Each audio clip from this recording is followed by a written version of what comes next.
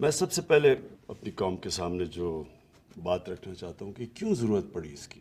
سب سے پہلے مجھے یہ احساس ہوا کہ جو ہمارے یوتھ ہیں، ہمارے جو بچے ہیں، ان کو پوری طرح سمجھ ہی نہیں ہے کہ یہ ملک بنا کیوں تھا، اور ہمارے نبی صلی اللہ علیہ وسلم ان کا پیغام کیا تھا، کیوں ان کو فالو کرنے کے لیے اللہ نے حکم دیا قرآن میں. مجھے آہستہ یہ بھی نہیں لوگوں کو پتا کہ جب وہ نماز پڑھتے ہیں تو وہ اللہ سے مانگتے کیا ہیں. اور میں اکثریت کی بات کر رہا ہوں کہ ان کو یہی نہیں پتا. جب وہ کہتے ہیں ایک ہی چیز نماز پہ مانگتے ہیں نا کہ اللہ ان کے راستے پہ لگا جن کو تو نے نعمتیں بخشی، ان کے نہیں جو غلط راستے پہ چلے گئے. تو جن کو اللہ نے نعمتیں بخشی سب سے زیادہ وہ تو ہمارے نبی صلی اللہ علیہ وسلم تھے، باقی بھی پیغمبر تھے. تو اصل میں تو ہم سارا وقت نماز پہ ایک ہی چیز مانگ رہے ہوتے ہیں کہ ان کے راستے پہ چلو. تو ان کا راستہ کیوں اتنا ضروری ہے؟ کیا ہمیں سمجھ ہے کہ اللہ کیوں ہمیں کہتا ہے ان کے راستے پہ چلو؟ کیونکہ دنیا کی تاریخ کا کبھی کسی انسان نے وہ اچیو نہیں کیا، کبھی اس کی یعنی آپ 5% بھی اچیومنٹ نہیں جو کہ ہمارے نبی صلی اللہ علیہ وسلم نے کی، اور نہ کوئی کر سکتا ہے. یہ جب 100 گریٹسٹ مین ان کے اوپر ایک کتاب ہے، پتہ نہیں اس کا کیا نام ہے، ہارٹ یا کچھ ہے، وہ نمبر 1 پہ ان کو کیوں رکھتا ہے؟ وہ تو مسلمان نہیں ہے، لیکن وہ اچیومنٹس پہ رکھتا ہے کہ کسی انسان نے وہ چیزیں اچیو نہیں کی.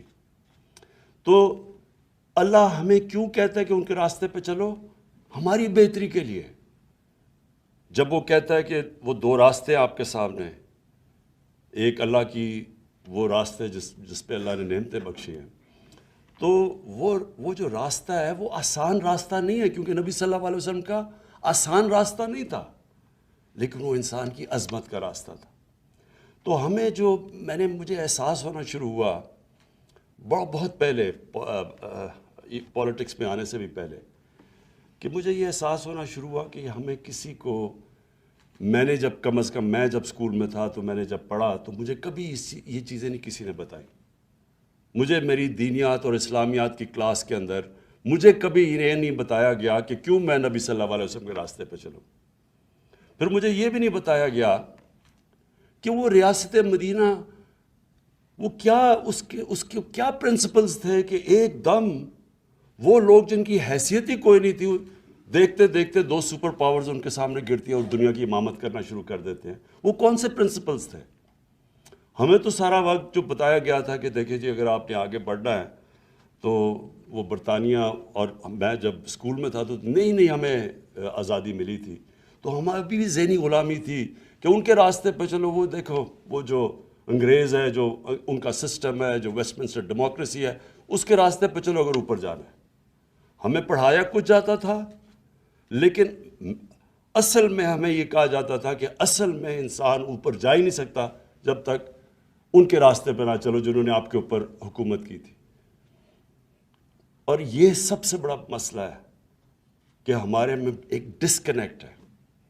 ہماری ہم جب دین کی اپنے بچوں کو تعلیم دیتے ہیں، ہم ان کو یہ بتا ہی نہیں سکتے کہ کیا وجہ ہے کہ آپ کو یہ جو ہم آپ کو پڑھاتے ہیں کہ ان کے راستے پہ کیوں چلو.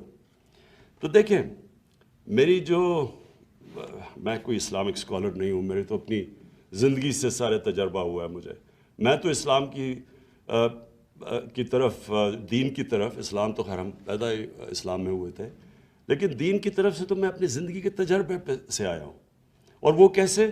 کیونکہ مجھے 2 مختلف کلچرز کو میں نے اندر سے دیکھا. اپنے پاکستان کا تو میں ماں باپ اور ہمارے اسکول کلچر تو دیکھ ہی لیا تھا، لیکن میں نے مغربی کلچر کو اندر سے دیکھا، اور پھر میں نے اپنا تجزیہ کر کے میں پھر ان نتیجوں پہ پہنچا. اور آہستہ آہستہ جو اصل چینج جب میرے میں آیا، جب میں نے نبی صلی اللہ علیہ وسلم کی زندگی پڑھی، ان کی سیرت پڑھی، اسٹڈی کیا اس کو، تو اصل میں تو چینج تب میرے میں آیا. تو میں یہ سمجھتا ہوں کہ جو ہم نے اپنے بچوں کو اگر ہم نے صحیح تربیت دے دی اور صحیح معنی میں ان کو سیرت نبی، ان کو اسکول سے ان کو صرف بتا دیا کہ وہ ان کا راستہ کیا تھا، یہی اس قوم کو اوپر اٹھا دے گی. کیونکہ کوئی قوم جس کا کیریکٹر بڑا نہیں ہوتا وہ بڑی قوم نہیں بن سکتی.